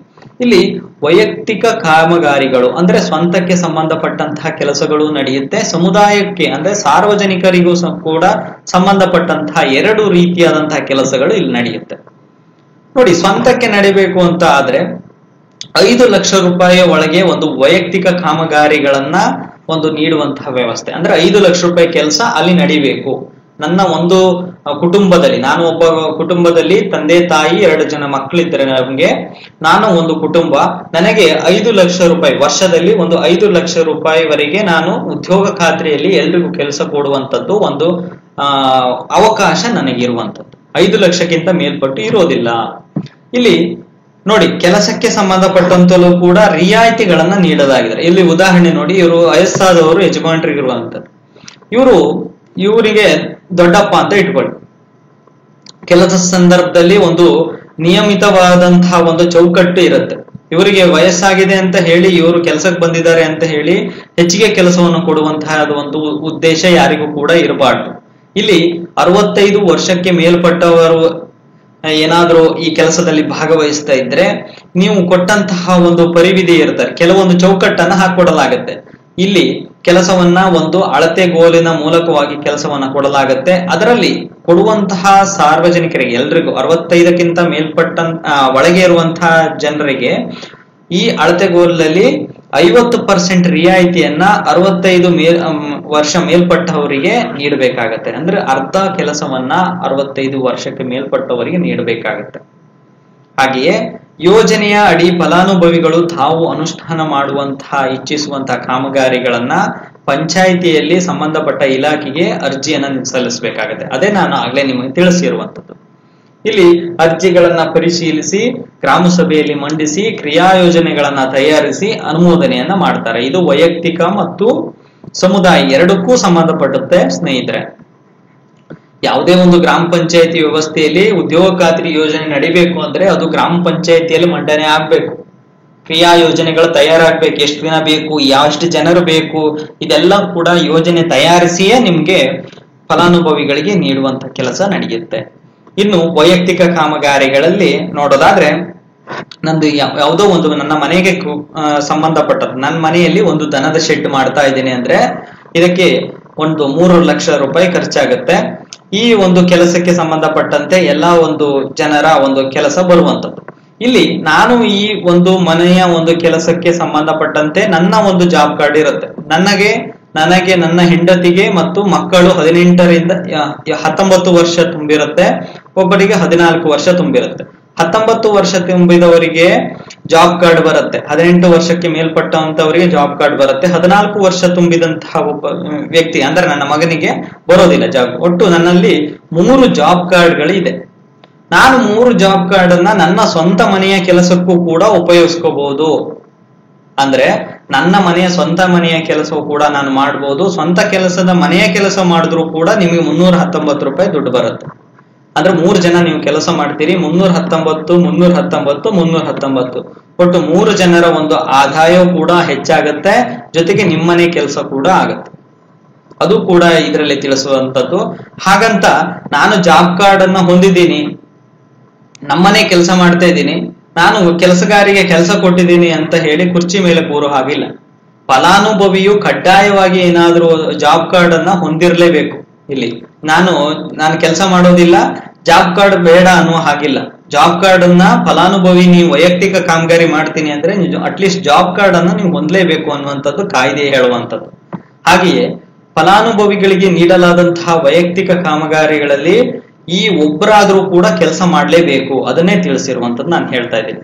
ನಮಗೂ 3 ಜನರ ಜಾಬ್ ಕಾರ್ಡ್ ಇದೆ, ಆದ್ರೆ ಒಬ್ರು ಕೆಲ್ಸಕ್ಕೆ ಬರೋದಿಲ್ಲ. ಎಲ್ರು ಕೂಡ ನಮ್ಮನೆ ಕೆಲಸ ನಡೀತಿದೆ ಅಂತ ನಿಂತ್ಕೊಂಡು ನೋಡೋ ಹಾಗಿಲ್ಲ. ಇಲ್ಲಿ ಒಬ್ಬರಾದರೂ ಈ ಕೆಲಸದಲ್ಲಿ ಭಾಗವಹಿಸಬೇಕು ಅನ್ನುವಂಥದ್ದು ಕಾಯ್ದೆ ತಿಳಿಸುತ್ತೆ. ಯೋಜನೆಯಡಿ ಫಲಾನುಭವಿಗೆ ಗರಿಷ್ಠ ಕುಟುಂಬಕ್ಕೆ 5 ಲಕ್ಷ ರೂಪಾಯಿವರೆಗೂ ಕೂಡ ವೈಯಕ್ತಿಕ ಕಾಮಗಾರಿಗಳನ್ನ ನಡೆಸುವಂತ ಕೆಲಸ ಇದರಲ್ಲಿ ಇರುತ್ತೆ ಅನ್ನುವಂಥದ್ದು. ನೋಡಿ, ವೈಯಕ್ತಿಕ ಕಾಮಗಾರಿಗಳನ್ನ ನಡೆಸಬೇಕು ಅಂದ್ರೆ ಯಾವ ಒಂದು ವರ್ಗಗಳಿಗೆ ಆದ್ಯತೆಯನ್ನ ಮೊದಲು ನೀಡಲಾಗುತ್ತೆ. ನೋಡಿ, ಪರಿಶಿಷ್ಟ ಜಾತಿಯವರಿಗೆ ಮೊದಲ ವರ್ಗದಲ್ಲಿ ಪರಿಶಿಷ್ಟ ಪಂಗಡ, ಅಲೆಮಾರಿ ಬುಡಕಟ್ಟುಗಳು, PPL ಗಳಿಗೆ, ಹಾಗೆ ಅಧಿಸೂಚನೆಯಿಂದ ಕೈಬಿಟ್ಟಂತಹ ಒಂದು ಬುಡಕಟ್ಟುಗಳಿಗೆ, ಅಲೆಮಾರಿ ಬುಡಕಟ್ಟುಗಳಿಗೆ, ಹೆಚ್ಚಿನದಾಗಿ ಅಂಗವಿಕಲರ ಒಂದು ಕುಟುಂಬಗಳಿಗೆ, ಮಹಿಳಾ ಪ್ರಧಾನ ಕುಟುಂಬಗಳಿಗೆ, ಭೂ ಸುಧಾರಣಾ ಫಲಾನುಭವಿಗಳಿಗೆ, ವಸತಿ ಯೋಜನೆಗಳ ಫಲಾನುಭವಿಗಳಿಗೆ, ಸಣ್ಣ ಮತ್ತು ಅತಿ ಸಣ್ಣ ರೈತರಿಗೆ, ಅರಣ್ಯ ಹಕ್ಕು ಕಾಯ್ದೆಯ ಒಂದು 2006ರ ಒಂದು ಫಲಾನುಭವಿಗಳಿಗೆ, ಹೀಗೆ ಆದ್ಯತೆಯ ಮೇರೆಗೆ ಇವರಿಗೆ ವೈಯಕ್ತಿಕ ಕೆಲಸಗಳನ್ನ ಕೊಡುವಂಥದ್ದು. ಅಂದ್ರೆ ನಾನು ಒಬ್ಬ ಮನೆಯ ಶ್ರೀಮಂತ ವ್ಯಕ್ತಿ ಆಗಿದ್ದು, ಊರಿನ ಶ್ರೀಮಂತ ವ್ಯಕ್ತಿ ಆಗಿದ್ದೀನಿ, ನಮ್ಮ ಮನೆಯ ಕೆಲಸಕ್ಕೆ ಎಲ್ರು ಬರ್ರಿ ಅನ್ನುವಂಥದ್ದಿಲ್ಲ. ಇಲ್ಲಿ ಆದ್ಯತೆ ಇರುತ್ತೆ. ಪರಿಶಿಷ್ಟ ಜಾತಿ ಇದೆ, ಪರಿಶಿಷ್ಟ ಪಂಗಡ ಇದೆ, ಅಲೆಮಾರಿ ಬುಡಕಟ್ಟಿದೆ, BPL ಇದೆ, ಅಥವಾ ಅಂಗವಿಕಲರೇ ಇದ್ದಾರೆ ಮನೆಯಲ್ಲಿ, ಅಥವಾ ಮಹಿಳಾ ಪ್ರಧಾನ ಕುಟುಂಬ ಇದೆ, ಗಂಡ ನಿಧನರಾಗಿರ್ತಾರೆ, ಇಂಥವರಿಗೆ ಮೊದಲ ಆದ್ಯತೆಯನ್ನ ಕೊಡಲಾಗುತ್ತೆ. ಯಾವ ಕಾಮಗಾರಿಗಳಿಗೆ? ವೈಯಕ್ತಿಕ ಕಾಮಗಾರಿಗಳಿಗೆ ಆದ್ಯತೆಯನ್ನ ಕೊಡಲಾಗುತ್ತೆ. ಇನ್ನು ಸಮುದಾಯ ಕಾರ್ಯಕ್ರಮಗಳು ಯಾವ್ದಾಗತ್ತೆ? ಹೊಸದಾಗಿ ಏನಾದ್ರೂ ಕೆರೆ ಕಟ್ಟೆ ಆಗೋದಿದ್ರೆ, ಒಂದು ಹೂಳೆತ್ತುವಂತ ಕೆಲಸಗಳು, ಸಮುದಾಯದ ಕೆರೆ ಅಭಿವೃದ್ಧಿ. ಇಲ್ಲಿ ಮತ್ತೊಂದು ನಾನು ನಿಮ್ಗೆ ವಿಷಯ ತಿಳಿಸುತ್ತೆ. ಈ ವೈಯಕ್ತಿಕ ಕಾಮಗಾರಿಗಳಲ್ಲಿ ಯಾವ್ದಾವ್ದು ನಡೆಯುತ್ತೆ ನಿಮ್ಗೆಲ್ಲ ತಿಳಿದಿರುತ್ತೆ. ಮನೆಯಲ್ಲಿ ಒಂದು ಕುರಿ ಶೆಡ್ ಅನ್ನ ಮಾಡಿರುವಂತದ್ದು, ತೋಟಕ್ಕೆ ಬದುವನ್ನ ನಿರ್ಮಿಸುವಂತದ್ದು, ಒಂದು ಗಿಡ ನೆಡುವಂತದ್ದು, ಇದೆಲ್ಲ ವೈಯಕ್ತಿಕ ಕಾಮಗಾರಿಗಳು. ಹಳ್ಳಿ ಬಲಿಯಲ್ಲಿ ನಡೆಯುವಂತಹ ವೈಯಕ್ತಿಕ ಕಾಮಗಾರಿಗಳು. ಚರಂಡಿಗಳನ್ನ ನಿರ್ಮಿಸುವಂತದ್ದು, ಇಂಗು ಗುಂಡಿಗಳನ್ನ ಮಾಡುವಂತದ್ದು, ಗಿಡ ನೆಡುವಂತದ್ದು, ಅಡಿಕೆ ಗಿಡ ನೆಡುವಂತದ್ದು, ಗೊಬ್ಬರ ಹಾಕುವಂತದ್ದು, ಇದೆಲ್ಲ ವೈಯಕ್ತಿಕ ಕಾಮಗಾರಿ. ಹಾಗಾದ್ರೆ ಸಮುದಾಯದ ಕಾಮಗಾರಿಗಳು ಯಾವ್ಯಾವು?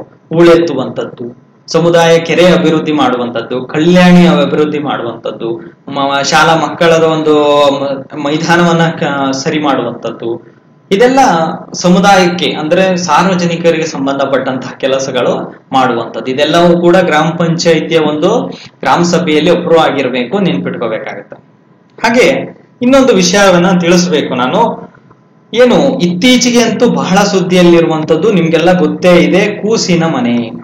ಕೂಸಿನ ಮನೆ ಅಂದ್ರೆ ಈ ಪಂಚಾಯಿತಿ ವ್ಯವಸ್ಥೆಯಲ್ಲಿ ಈ ನರೇಗಾ ಯೋಜನೆಯಡಿ ಕೆಲವರು ಹಾಲುಣಿಸುವಂತಹ ತಾಯಂದಿರು ಇರ್ತಾರೆ, ಜೊತೆಗೆ ಪೋಷಣೆ ಮಾಡುವಂತಹ ಸಣ್ಣ ಮಕ್ಕಳು ಕೂಡ ಇರ್ತಾರೆ. ಮನೆಯಲ್ಲಿ ಒಂದೆರಡು ಈ ಮಾತೃ ಪ್ರಧಾನ ಕುಟುಂಬ ಆಗಿದ್ರೆ ಈ ಒಂದು ಮಕ್ಕಳನ್ನ ಕರೆದುಕೊಂಡೇ ಕೆಲಸ ಮಾಡಬೇಕಾಗತ್ತೆ. ಹಾಗಾಗಿ ಅಂತಹ ಸಂದರ್ಭದಲ್ಲಿ ಶಿಶುಪಾಲನಾ ಕೇಂದ್ರವನ್ನ ತೆರೆಯುವಂತಹ ಕೆಲಸ ರಾಜ್ಯ ಸರ್ಕಾರ ಮಾಡಿರುವಂತದ್ದು, ಕೇಂದ್ರ ಸರ್ಕಾರದಿಂದ ಅಪ್ರೂವ್ ಆಗಿರುವಂತದ್ದು ನಾವು ನೋಡ್ತೇವೆ.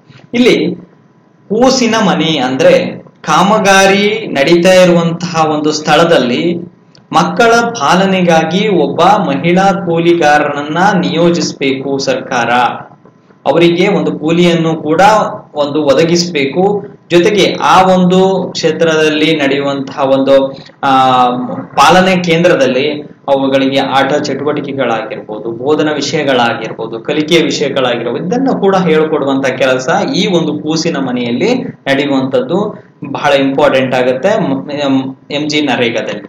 ಇನ್ನು ನಂತರದಲ್ಲಿ ಅಕಸ್ಮಾತ್ ಆಗಿ ಈ ಕಾಮಗಾರಿಗಳು ನಡೆಯುವ ಸಂದರ್ಭದಲ್ಲಿ ವ್ಯಕ್ತಿ ಏನಾದ್ರೂ ಗಾಯ ಆದರೆ, ಈಗ ಯಾವುದೋ ಒಂದು ಕೊಡಲಿ ಏಟನ್ನ ಕಾಲಿಗೆ ಬೀಳುತ್ತೆ ಅಥವಾ ಸಡನ್ ಆಕಸ್ಮಿಕವಾಗಿ ಇಂತಹ ಸಂದರ್ಭದಲ್ಲಾದಲ್ಲಿ ಒಂದು ಸರ್ಕಾರ ಏನು ಗಾಯಗೊಂಡಂತಹ ಕೂಲಿಗಾರನಿಗೆ ಒಂದು ಚಿಕಿತ್ಸೆ ಮತ್ತು ಔಷಧಿಯ ವ್ಯವಸ್ಥೆಯನ್ನ ಈ ಒಂದು ಗ್ಯಾರಂಟಿ ಸ್ಕೀಮ್ ನಲ್ಲಿ ನೀಡಲಾಗುತ್ತೆ. ಇಲ್ಲಿ ಆ ಸಂದರ್ಭದಲ್ಲಿ ಅವನು ಚಿಕಿತ್ಸೆಗೆ ಹೋದ, ಬೆಳಿಗ್ಗೆ ಅವನು ಕೆಲಸಕ್ಕೆ ಬಂದಿದ್ದಾನೆ, 12 ಗಂಟೆ ಟೈಮ್ನಿಗೆ ಈ ಒಂದು ಅವಘಡ ಆಗಿದ್ರೆ ಆ ದಿನದ ಕೂಲಿಯನ್ನ ಅರ್ಧಕ್ಕಿಂತ ಕಡಿಮೆ ಇಲ್ಲದಷ್ಟು ಆ ದಿನದ ಭತ್ಯೆಯನ್ನ ಆ ವ್ಯಕ್ತಿಗೆ ನೀಡಬೇಕು ಅನ್ನುವಂಥದ್ದು ಕೂಡ ಇರುವಂತದ್ದು. ಅಕಸ್ಮಾತ್ ಆಗಿ ಆಕಸ್ಮಿಕ ವೇಳೆಯಲ್ಲಿ ನಾವು ಕಾಮಗಾರಿ ನಡೆಯುವಂತಹ ಸಂದರ್ಭದಲ್ಲಿ ಕೂಲಿಗಾರನೇನಾದ್ರೂ ಮೃತನಾದ್ರೆ, ಯಾವುದೋ ಒಂದು ಕೆಲಸ ಮಾಡ್ತಾ ಇರ್ತಾನೆ, ತಲೆ ಮೇಲಿಂದ ಏನೋ ಬೀಳುವಂಥದ್ದು ಅಥವಾ ಯಾವುದೋ ಒಂದು ಪೆಟ್ಟಾಗಿ ಏನಾದ್ರೂ ಅವಘಡ ಆದ್ರೆ ಅವರಿಗೆ ಪ್ರಧಾನಮಂತ್ರಿ ಸುರಕ್ಷಾ ಬಿಮಾ ಯೋಜನೆಯ ಅಡಿಯಲ್ಲಿ ಒಂದು ಕೇಂದ್ರ ಸರ್ಕಾರ ಅಧಿಸೂಚಿಸಿದಷ್ಟು ಪರಿಹಾರವನ್ನ ನೀಡಲಾಗುತ್ತೆ. ನಾಳೆ ಇದೇ ಕ್ವಶನ್ ಬರಬಹುದು.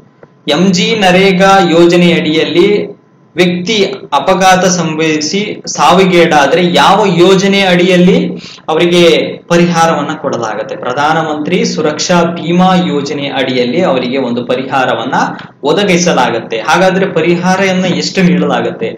2 ಲಕ್ಷ ರೂಪಾಯಿಯ ಒಂದು ಪರಿಹಾರ ಮೊತ್ತವನ್ನ ಒಂದು ಸಹಾಯಾರ್ಥವಾಗಿ ಆ ಒಂದು ಕುಟುಂಬಕ್ಕೆ ಕೊಡಲಾಗುತ್ತೆ. ಕುಟುಂಬವೇನಾದ್ರೂ ಪೋಷಕರಿದ್ರೆ ಅವರಿಗೆ ಒಂದು ಪಾವತಿಸುವಂತಹ ಕೆಲಸವನ್ನ ಆಗುತ್ತೆ ಅನ್ನುವಂಥದ್ದು. ಇನ್ನು ನಂತರದಲ್ಲಿ ದಂಡನೆ ಮತ್ತು ರಕ್ಷಣೆ. ನೋಡಿ, ದಂಡನೆ ಮತ್ತು ರಕ್ಷಣೆ ಅಂದ್ರೆ ಏನು? ಈ ಅಧಿನಿಯಮದ ಅಡಿಯಲ್ಲಿ ಯೋಜನೆಯ ಅನುಷ್ಠಾನದ ವಿರುದ್ಧ ಯಾರದ್ದು ಧೋರಣೆಯನ್ನ ತಳೆದ್ರೆ, ಈ ಯೋಜನೆಯನ್ನ ಮಾಡ್ತಾ ಇದ್ದು ಅಥವಾ ಈ ಕಾಮಗಾರಿಯನ್ನ ನಡೆಸಬೇಕು ಅಂತ ಹೋಗ್ತಾ ಇರ್ತೀವಿ, ಇದನ್ನ ತಡೆ ಹಾಕುವಂತಹ ಒಂದು ಕೆಲಸ ಏನಾದ್ರೂ ಮಾಡಿದ್ರೆ ಸಂಬಂಧಪಟ್ಟಂತಹ ವ್ಯಕ್ತಿಯ ವಿರುದ್ಧ 1000 ರೂಪಾಯಿವರೆಗೂ ಕೂಡ ದಂಡವನ್ನ ವಿಧಿಸುವಂತಹ ಒಂದು ಈ ಆಕ್ಟ್ ಅಲ್ಲಿ ಇರುವಂತದ್ದು. ಹಾಗೆಯೇ ಜೊತೆಗೆ ಯೋಜನೆಯ ಒಳ್ಳೆಯ ದೃಷ್ಟಿಯಿಂದ ಕಾರ್ಯಗೊಳಿಸುವಂತಹ ಸಂದರ್ಭದಲ್ಲಿ ಜಿಲ್ಲಾ ಸಮನ್ವಯ ಅಧಿಕಾರಿ ಅಥವಾ ಯಾವುದೇ ಒಂದು ಅಧಿಕಾರಿ, ಕಾರ್ಯಕ್ರಮದ ಅಧಿಕಾರಿ ಸಾರ್ವಜನಿಕನ ಸೇವಕನ ವಿರುದ್ಧವಾಗಿ ಯಾವುದೇ ಒಂದು ಕ್ರಿಮಿನಲ್ ಮೊಕದ್ದಮೆಯನ್ನ ಅಥವಾ ಕಟ್ಟೆಗಳನ್ನ ನ್ಯಾಯಾಲಯದಲ್ಲಿ ದಾಖಲಿಸುವಂತಹ ಅವಕಾಶ ಈ ಒಂದು ಕಾಯ್ದೆಯಲ್ಲಿ ನೀಡಲಾಗಿಲ್ಲ ಅನ್ನುವಂಥದ್ದು ಕೂಡ ನೆನ್ಪಿಟ್ಕೋಬೇಕು. ಹಾಗಾದ್ರೆ ಇದೆಲ್ಲ ಕೆಲಸವನ್ನ ನಡೀತಾ ಇರುತ್ತೆ. ಇದಕ್ಕೆ ಸಂಬಂಧಪಟ್ಟಂತಹದ್ದು ಅವ್ಯವಹಾರಗಳು ಅಥವಾ ಗೋಲ್ಮಾಲ್ಗಳು ಏನಾದ್ರೂ ಆದ್ರೆ ಏನ್ ಮಾಡ್ಬೇಕು? ಮಹಾತ್ಮ ಗಾಂಧಿ ರಾಷ್ಟ್ರೀಯ ಉದ್ಯೋಗ ಖಾತ್ರಿಯಲ್ಲಿ ಏನಾದ್ರೂ ಗೋಲ್ಮಾಲ್ಗಳಾದ್ರೆ ಪ್ರತಿಯೊಬ್ಬರು ಕೂಡ ರಾಜ್ಯದಲ್ಲಿ ಪ್ರತಿಯೊಂದು ಜಿಲ್ಲೆಯೂ ಕೂಡ ಒಬ್ಬೊಬ್ಬ ಒಂಬಡ್ಸ್ಮನ್ ಗಳನ್ನ ನೇಮಕ ಮಾಡಿರ್ತಾರೆ. 2005ರ ಪ್ರಕರಣ 27ರಲ್ಲಿ ನಾವು ನೋಡೋದಾದ್ರೆ ಅದೇ ವಿಚಾರವನ್ನ ತಿಳಿಸಿರುವಂತದ್ದು. ಏನ್ ಹೇಳಿದೆ? ಉಪ ಪ್ರಕರಣ 1ರಲ್ಲಿ ಭಾರತ ಸರ್ಕಾರ ಕರ್ನಾಟಕ ರಾಜ್ಯದಲ್ಲಿ ಒಂಬಡ್ಸ್ಮನ್ಗಳ ನೇಮಕಾತಿ, ಇದು ಪಂಚಾಯತಿ ಒಂದೇ, ಗ್ರಾಮ ಪಂಚಾಯತಿ ಉದ್ಯೋಗ ಖಾತ್ರಿ ಒಂದೇ ಯೋಜನೆಗೆ ಅಲ್ಲ, ಪ್ರತಿಯೊಂದು ಸ್ಕೀಮ್ ಬಂದರೂ ಕೂಡ ಪ್ರತಿಯೊಂದು ಸರ್ಕಾರದಿಂದನೂ ಒಂಬಡ್ಸ್ಮನ್ಗಳನ್ನ ನೇಮಕ ಮಾಡಲಾಗುತ್ತೆ. ಅಂದ್ರೆ ಅಲ್ಲಿ ನಡೆಯುವಂತಹ ಕುಂದುಕೊರತೆಗಳೇನು, ದೂರುಗಳೇನು, ಮಾರ್ಗಸೂಚಿಗಳನ್ನ ರಚನೆ ಮಾಡಿ ಕೊಡುವಂತಹ ಕೆಲಸ ಈ ಒಂಬಡ್ಸ್ಗಳನ್ನು ಮಾಡ್ತಾ ಹೋಗ್ತಾರೆ. ಇವರು ಯಾರಿಂದ ನೇಮಕ ಆಗ್ತಾರೆ? ರಾಜ್ಯ ಮುಖ್ಯ ಕಾರ್ಯದರ್ಶಿಯವರ ಒಂದು ಅಧ್ಯಕ್ಷತೆಯಲ್ಲಿ ಇವರ ಒಂದು ನೇಮಕಾತಿ ಆಗುತ್ತೆ. ಇವರು ನೇಮಕಾತಿಯನ್ನ ಯಾವ ಒಂದು ಆಧಾರದ ಮೇಲೆ ಮಾಡ್ಕೊಳ್ತಾರೆ? ಸಾರ್ವಜನಿಕ ಆಡಳಿತ, ಕಾನೂನು ಮತ್ತು ಶಿಕ್ಷಣ, ಸಾಮಾಜಿಕ ಸೇವೆಯಲ್ಲಿ ನಿರ್ವಹಣೆಯಲ್ಲಿ 25 ವರ್ಷ ಅನುಭವ ಇರಬೇಕು ಇವರಿಗೆ. ಇಂಥವರನ್ನ ಒಂಬಡ್ಸ್ಮನ್ ಆಗಿ ನೇಮಕಾತಿ ಮಾಡ್ಕೊಳ್ತಾರೆ. ಅದು ಕೂಡ ಇಂಪಾರ್ಟೆಂಟ್ ಆಗುತ್ತೆ. ನಂತರದಲ್ಲಿ MG ನರೇಗಾ ಯೋಜನೆಗೆ ಸಂಬಂಧಪಟ್ಟಂತೆ ದೂರು ದಾಖಲೆಗಳ ವಿಚಾರಣೆಯನ್ನ ಇವರು ಮಾಡುವಂತಹ ಕೆಲಸವನ್ನ ಮಾಡ್ತಾ ಹೋಗ್ತಾರೆ. ಅಧಿಕವಾದ ಮತ್ತು ಮಾಹಿತಿ ಬೇಕಾದ್ರೆ ಸರ್ಕಾರದ ಒಂದು ಆದೇಶವನ್ನ ಪಾಲಿಸುವಂತ ಕೆಲಸವನ್ನ ಇವರು ಮಾಡುತ್ತಾರೆ ಅನ್ನುವಂಥದ್ದು. ನಿಮ್ಮ ಜಿಲ್ಲೆಯಲ್ಲಿ ಯಾವುದೇ ಒಂದು ಅವ್ಯವಹಾರ ನಡೆದ್ರೂ ಕೂಡ ಒಂಬಡ್ಸ್ಮನ್ ಮೂಲಕವಾಗಿ ದೂರನ್ನ ದಾಖಲಿಸುವಂತ ಕೆಲಸವನ್ನ ನೀವು ಮಾಡಬಹುದು. ಇದಕ್ಕಾಗಿಯೇ ಕೂಡ ಒಂದು ಪೋರ್ಟಲ್ ಕೂಡ ಇರುವಂತದ್ದು, ಒಂಬಡ್ಸ್ಮನ್ ಪೋರ್ಟಲ್ ಕೂಡ ತೆರೆದಿರುವಂತದ್ದು. ನಿಮ್ಮ ಒಂದು ಯಾವುದೇ ಒಂದು ದೂರುಗಳನ್ನು ಕೂಡ ನೀವು ಇಲ್ಲಿ ಅಪ್ಲೋಡ್ ಮಾಡಿ ಅದರ ಒಂದು ಪರಿಹಾರವನ್ನ ನೀವು ಪಡಿಬಹುದು ಅನ್ನುವಂಥದ್ದು ತಿಳಿಸುತ್ತೆ. ನಾನು ಕೆಲವೊಂದು ರಿಜಿಸ್ಟರ್ಗಳ ಬಗ್ಗೆ ಮೊನ್ನೆ ಆಗ್ಲೇ ಮಾತಾಡುವಾಗ ತಿಳಿಸುತ್ತೆ. ಅದು ಕೂಡ ಕೆಲವೊಂದು ರಿಜಿಸ್ಟರ್ ಕೂಡ ಎಕ್ಸಾಮ್ ದೃಷ್ಟಿಯಿಂದ ಬಹಳ ಇಂಪಾರ್ಟೆಂಟ್ ಆಗುತ್ತೆ. ನೋಡಿ, ರಿಜಿಸ್ಟರ್ ಏನ್ ಹೇಳುತ್ತೆ ಅಂದ್ರೆ ಉದ್ಯೋಗ ಚೀಟಿ ಅಥವಾ ನಾವೇನು ಜಾಬ್ ಕಾರ್ಡ್ ಅಂತೀವಲ್ಲ ಅದಕ್ಕೆ ಸಂಬಂಧಪಟ್ಟಿರುವಂತದ್ದು. ರಿಜಿಸ್ಟರ್ 2 ಏನ್ ಹೇಳುತ್ತೆ ಅಥವಾ 2ನೇ ರಿಜಿಸ್ಟರ್ ಏನ್ ಹೇಳುವಂತದ್ದು, ಗ್ರಾಮ ಸಭಾ ನಡವಳಿಕೆಗಳ ಬಗ್ಗೆ ತಿಳಿಸುವಂತದ್ದು, ವಿಶೇಷ ಮತ್ತು ಪರಿಶೋಧನೆಗೆ ಸಂಬಂಧಪಟ್ಟಂತದ್ದು, ಗ್ರಾಮ ಸಭೆಗಳ ಒಂದು ರಿಜಿಸ್ಟರ್ಗೆ ಸಂಬಂಧಪಟ್ಟಂತದ್ದು ರಿಜಿಸ್ಟರ್ 2. ಹಾಗಾದ್ರೆ ರಿಜಿಸ್ಟರ್ 3ರಲ್ಲಿ ಬೇಡಿಕೆ, ಕೆಲಸದ ಹಂಚಿಕೆ, ಕೂಲಿ ಮಜೂರಿಗಳ ಪಾವತಿ ಇದೆಲ್ಲ ಕೂಡ ರಿಜಿಸ್ಟರ್ 3ರಲ್ಲಿ ನಾವು ನೋಡ್ತಾ ಹೋಗ್ತೀವಿ. ಇನ್ನು ನಂತರದಲ್ಲಿ ರಿಜಿಸ್ಟರ್ 4ರಲ್ಲಿ ನಾವು ಕಾಮಗಾರಿಯ ರಿಜಿಸ್ಟರ್ ಅನ್ನ ನೋಡ್ತೀವಿ. ಯಾವ್ಯಾವ ಕೆಲಸಗಳು ಎಲ್ಲೆಲ್ಲ ಆಗಿದೆ ಅದೆಲ್ಲವೂ ಕೂಡ ರಿಜಿಸ್ಟರ್ 4ರಲ್ಲಿ ಗಮನಿಸುವಂಥದ್ದು. ರಿಜಿಸ್ಟರ್ 5ರಲ್ಲಿ ಸ್ಥಿರಾಸ್ತಿ ರಿಜಿಸ್ಟರ್, ಸ್ಥಿರಾಸ್ತಿ ಚರಾಸ್ತಿ. ಸ್ಥಿರಾಸ್ತಿ ಅಂದ್ರೆ ಅಲ್ಲೇ ಇರುವಂತದ್ದು, ಚರಾಸ್ತಿ ಅಂದ್ರೆ ಒಂದ್ ಕಡೆಯಿಂದ ಇನ್ನೊಂದ್ ಕಡೆ ತೆಗೆದುಕೊಂಡು ಹೋಗುವಂತ, ಅದಕ್ಕೆ ಸಂಬಂಧಪಟ್ಟಂತದ್ದು ಮಾಹಿತಿ 5ರಲ್ಲಿ ರಿಜಿಸ್ಟರ್ ಅಲ್ಲಿ ನೋಡ್ತೇವೆ. 6 ರಿಜಿಸ್ಟರ್ ದೂರು ರಿಜಿಸ್ಟರ್ ಅಥವಾ ಆಕ್ಷೇಪಣೆಗಳನ್ನ ಬಂದಂತಹ ರಿಜಿಸ್ಟರ್ ಅದಾಗಿರುವಂತದ್ದು. ಇನ್ನು ಆ 7ನೇ ರಿಜಿಸ್ಟರ್ ಸಾಮಗ್ರಿಗಳ ರಿಜಿಸ್ಟರ್, ಏನೇನು ಕೆಲಸ ಕಾಮಗಾರಿಗಳಿಗೆ ಸಾಮಗ್ರಿಗಳ ವೆಚ್ಚ ಆಗಿದೆ ಅದಕ್ಕೆ ಸಂಬಂಧಪಟ್ಟಂತದ್ದು ಮೇಂಟೈನ್ ಮಾಡುವಂತಹ ಬುಕ್ ರಿಜಿಸ್ಟರ್, ಇದನ್ನ ಬುಕ್ ಕೀಪಿಂಗ್ ಅಂತ ಹೇಳ್ಬೋದು. ಬುಕ್ ಕೀಪಿಂಗ್ ಅಂತ ಕೂಡ ಕರಿಬಹುದು. ಏನೇನಾಗಿದೆ ರಿಜಿಸ್ಟರ್ ಗಳನ್ನ ಮೇಂಟೈನ್ ಮಾಡುವಂತಹ ಕೆಲಸ ಇದಾಗಿದೆ. ಇದೆಲ್ಲ ಸ್ನೇಹಿತರೆ ಮಹಾತ್ಮ ಗಾಂಧಿ ರಾಷ್ಟ್ರೀಯ ಗ್ರಾಮೀಣ ಉದ್ಯೋಗ ಖಾತ್ರಿಗೆ ಸಂಬಂಧಪಟ್ಟಂತಹ ಮಾಹಿತಿ. ಇದೆಲ್ಲ ಮಾಹಿತಿ ಕೂಡ ಇದರಲ್ಲಿ ಯಾವುದೇ ಡೌಟ್ ಇಲ್ಲ ಅನ್ಕೊಂತೀನಿ. ಪ್ರತಿಯೊಂದು ಮಾಹಿತಿನೂ ಕೂಡ ನಿಮ್ಮೊಂದಿಗೆ ಹಂಚ್ಕೊಂಡಿದ್ದೀನಿ. ಈ ಮಾಹಿತಿ ಏನಾದ್ರೂ ನಿಮ್ಗೆ ಲೈಕ್ ಆದ್ರೆ ಒಂದು ಲೈಕ್ ಬಟನ್ ನ ಕ್ಲಿಕ್ ಮಾಡಿ, ಜೊತೆಗೆ 4 ಜನರಿಗೆ ಹಂಚಿಕೊಳ್ಳುವಂತಹ ಕೆಲಸ ಕೂಡ ಮಾಡಿ, ಶೇರ್ ಮಾಡಿ. ಕೆಲ್ರಿಗೂ ಗೊತ್ತಿಲ್ಲದವ್ರಿಗೂ ಕೂಡ ಒಂದು ಇನ್ಫಾರ್ಮೇಶನ್ ಹೋಗ್ಲಿ. ಹಳ್ಳಿ ಜನರಿಗೆ ಇಂತಹ ಇನ್ಫಾರ್ಮೇಶನ್ಗಳು ಗೊತ್ತಿದ್ರೆ ಒಂದು ಜನರ ಮುಂದೆ ಮಾತಾಡುವಂತಹ ಕೆಲಸ ಕೂಡ ಆಗುತ್ತೆ ಅನ್ನುವಂಥದ್ದು. ಈ ಮಾಹಿತಿ ಇಷ್ಟ ಆಗಿದ್ರೆ ಲೈಕ್ ಮಾಡಿ, ಶೇರ್ ಮಾಡಿ, ಸಬ್ಸ್ಕ್ರೈಬ್ ಮಾಡಿ ಅಂತ ಹೇಳ್ತಾ ತರಗತಿ ನೋಡೋದಕ್ಕೆ ಧನ್ಯವಾದ. Thank you. ನಮಸ್ಕಾರ.